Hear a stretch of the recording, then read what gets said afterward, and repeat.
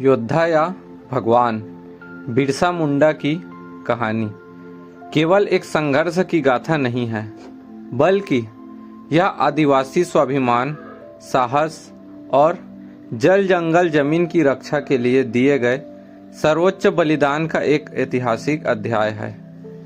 उन्हें भारत के स्वतंत्रता संग्राम के सबसे कम उम्र के और सबसे प्रभावशाली जननायकों में से एक माना जाता है। उनकी पूरी कहानी का सार और मुख्य बिंदु नीचे दिए गए हैं। जन्म और प्रारंभिक जीवन।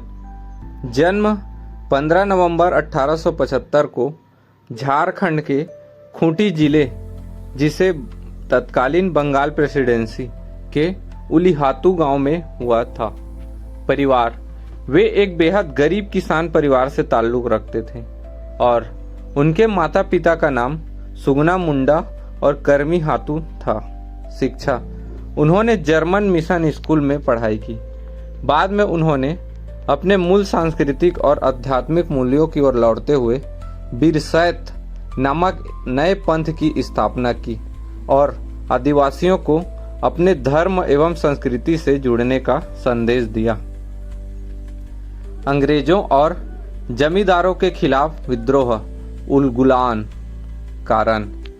अंग्रेजों द्वारा लागू की गई नई जमींदारी प्रथा और वन कानूनों ने आदिवासियों को उनके ही जंगलों और पारंपरिक खेती यानी कि खूंटकट्टी से बेदखल कर दिया था।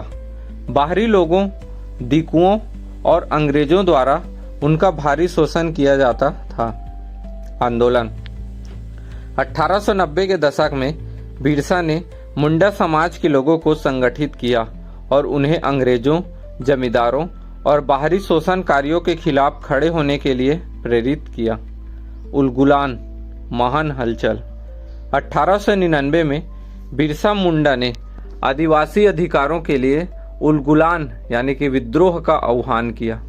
उन्होंने आदिवासियों को गोरिल्ला युद्ध यानी छापामार युद्ध की रणनीति सिखाई और पुलिस थानों, ब्रिटिश अधिकारियों और चर्चों पर कई सफल हमले किए। प्रसिद्ध नारा। बिरसा मुंडा ने आदिवासी समाज को एक करने और उनका हक दिलाने के लिए नारा दिया था। अबुआ दिसुम अबुआ राज, महारानी राज टुंडू जाना, अर्थात हमारा देश, हमारा राज, महारानी विक्टोरिया का राज समाप्त हो। गिरफ्तारी और शहादत। अंग्रेजों ने बिरसा मुंडा को पकड़ने के लिए उसके सिर पर 500 रुपया का भारी इनाम रखा था। मार्च 1900 में जब वे अपने सैकड़ों अनुयायियों के साथ जंगल में सो रहे थे, तब अंग्रेजों ने उन्हें गिरफ्तार कर लिया। उन्हें रांची के जेल में रखा गया, जहां रहस्यमय परिस्थितियों में अंग्रेजों द्वारा धीमा जहर दिए जाने या हैजा के कारण मात्र 25 वर्ष की अल्प आयु में 9 जून 1900 को उनका निधन हो गया। विरासत और सम्मान। उनकी असाधारण वीरता और नेतृत्व के कारण आदिवासी समाज उन्हें आज भी धरती आबा यानी पृथ्वी के पिता और भगवान की तरह पूजते हैं। उनके सम्मान में भारत सरकार द्वारा उनकी जयंती 15 नवंबर को जनजातीय गौरव दिवस यानी ट्राइबल प्राइड डे के रूप में घोषित किया गया है।